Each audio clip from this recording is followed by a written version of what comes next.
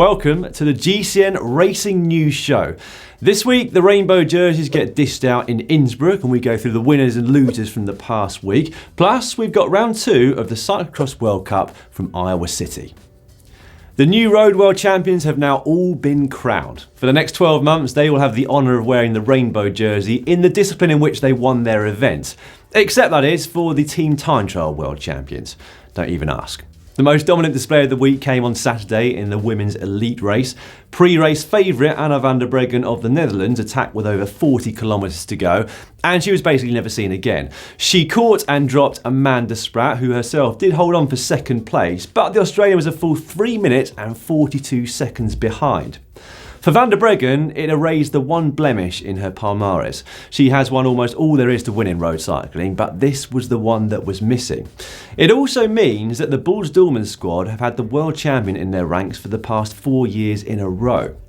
Almost as dominant as Van Der Breggen was Remco Evenepoel. The Belgian was the hot favourite in the junior men's road race, having won the time trial, plus pretty much every other junior race of note this year. Things didn't though initially go according to plan. He was involved in a mass pile-up, which meant that he had to close a minute and a half's gap to the front of the race, which he did with relative ease, and it wasn't long before he regained contact that he'd gone on the attack, eventually going solo and winning by a minute and a half. Remco is the son of former pro Patrick Evenepoel, but amazingly he didn't even take up the sport until the beginning of last season, having previously pursued a career in football. He turns professional next year with the Quick Step squad, as a first year senior of course, which means that we will have a rider competing at the very top level of our sport who was born in the year 2000. How depressing is that? Coming from a cycling nation though, that is a lot of pressure and expectation building up on some very young shoulders, and it's going to be really interesting to see how he copes with all of that. Watch this space. Another young man who will be joining the pro ranks next season is Marc Husky of Switzerland. He won the under-23 event at the World Championships to add to the European title that he won in Glasgow last month. He will next year move from the Sunweb development squad to their full pro team. Incidentally, they'll all be on Cervelos next year, news that's just in. Our GCN Rider of the Week, though, is Laura Stiga. The Austrian lives just 50 kilometres from Innsbruck and won the first of the road races, the junior women's, in front of her home crowd. Now, Stiga is the current mountain bike cross-country world champion, and in her post-race quote, she said, "I just wanted to have fun. This is my second ever road race." Well, Laura, that must have been great fun. I mean, I wouldn't personally know, but I imagine that you enjoyed yourself there. Well done. The Elite Time Trial World Championships went true to form, so in the women's event, it wasn't just double Dutch, but triple Dutch. Annemiek van Vleuten got the better of compatriots Anna Van Der Breggen and Ellen van Dijk to retain her title. Incredibly, she would then go on to finish 7th in the road race on Saturday, despite having suffered a tibial eminence fracture in a mid-race crash. Here she is, arriving home on crutches, absolutely hard as nails. In the men's event, Rowan Dennis put in a dominant display to finish over a minute clear of Tom Dumoulin and take his first ever World Championship title. Interestingly though, having finished 3rd place on the day, Victor Campenaerts of Belgium went straight onto the boards in Switzerland to do some testing for a possible hour record attempt. And apparently he's already done 54.8 k's per hour for half an hour. Watch this space.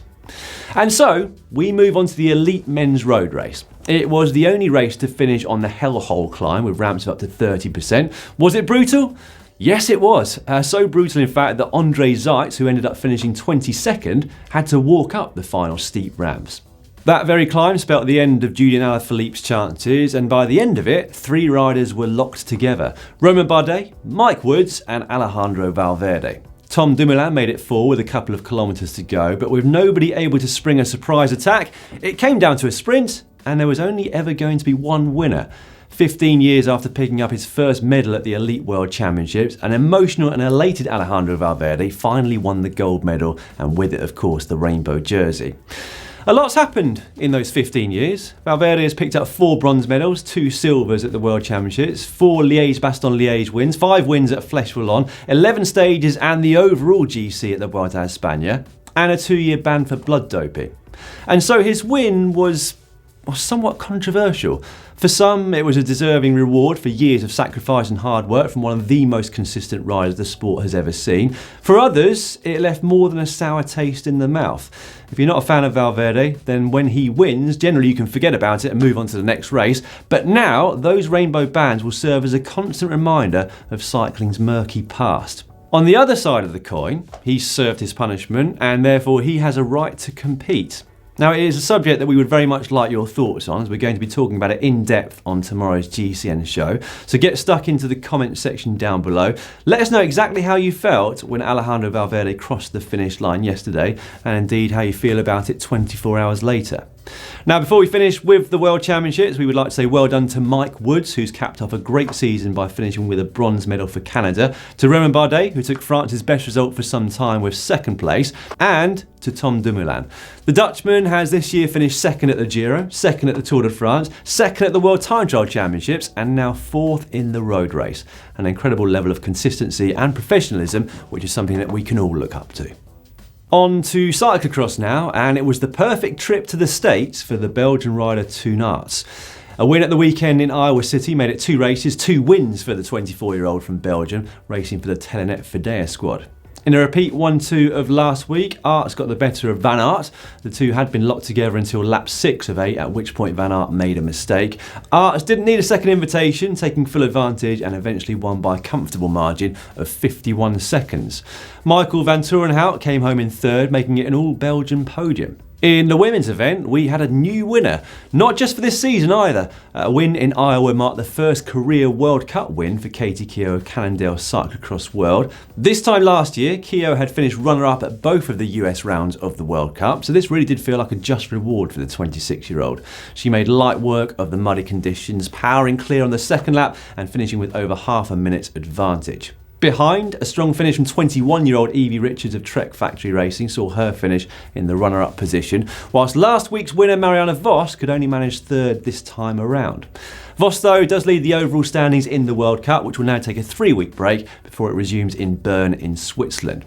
And in fact, we are now going to take a 1-week break before we return with the Race News Show next Monday.